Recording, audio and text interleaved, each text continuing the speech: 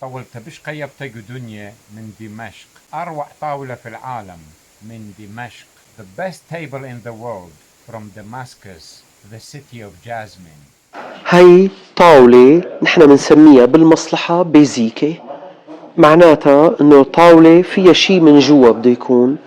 اول شي من الخارج مصنوعة كلها من خشب الجوز والموزاييك، هذا كله بالخشب الليمون، خشب الورد، خشب المشمش، خشب الفستق الحلبي الاخضر هذا، وعندك الصدف البحري يلي كله حفر ومنزل تنزيل بالقطعة، يعني carved and inlaid. بتجي هاي الطاولة تفتل هيك